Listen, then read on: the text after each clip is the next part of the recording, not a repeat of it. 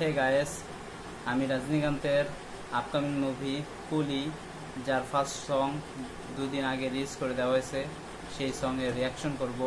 So চলো guys, ভিডিওটা শুরু করা যাক। সো গায়েস, এই গানে যদি আমি এক লাইনে রিভিউ করি তো আমি বলবো এই গানটা আমার কাছে মোটামুটি ভালো লেগেছে। মেকার্সরা এই গানের মধ্যে কিছু ইম্পর্টেন্ট দৃশ্য আমাদের কাছ থেকে লুকিয়ে রেখেছে, তারা এই দৃশ্যগুলো রিভিল করতে চাচ্ছে না। এর জন্য তারা এই গানের মধ্যে থালাইবা রজনীকান্তকে তারা প্রেজেন্ট করেনি।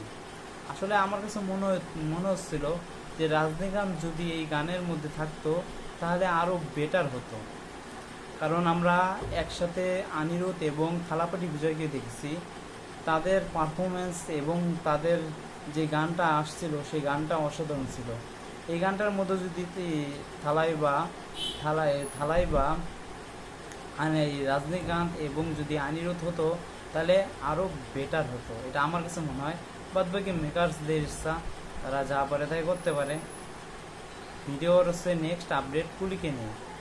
কুলি মুভিতে আমরা সকলে জানি যে এই মুভিতে আমির খান থাকতে চলেছে ক্যামিও রোলে।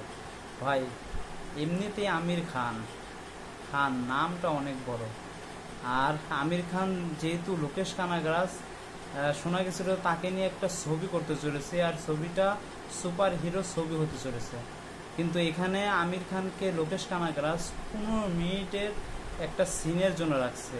বুঝেন ভাই, লোকেশ কানাগরাজের মতো ডিরেক্টর এরকম বিক্রমের মধ্যে রোলেক্সকে, সুরিয়াকে যেভাবে রোল দিছিল রোলেক্সের, মাত্র 10 থেকে 12 মিনিটের ওই সিনটুকুই একদম পুরা ছবির মধ্যে ব্লকবাস্টার হয়ে গেছে। ওই সিনটুকুই ব্লকবাস্টার হয়েছে। তবে সো গায়েস, আপনারা ভাবেন যদি আমির খানকে লোকেশ কানাগরাজ এই রোলেক্সের মতো না, কিন্তু এর চাইতেও যদি আরও ভালোভাবে প্রেজেন্ট করে তো কেমন হবে ভাই, সত্যি বাওয়াল বেঁধে যাবে। আর আমার তো মনে হয় লোকেশ কানাগরাজ আমির খানকে নিয়ে একটা ছবি করতে চলেছে, আর এই ছবিটার জন্যই লোকেশ কানাগরাজ এখানে আমির খানকে ব্যবহার করতেছে এই 15 মিনিটের সিনের জন্য। আর আমির খানের সাথে আমার কেন জানি মনে হয় থালাপটি বলছি এখানে থালাইবার একটা ভার্সেস, মানে তাদের সাথে একটা ফাইট হতে চলেছে।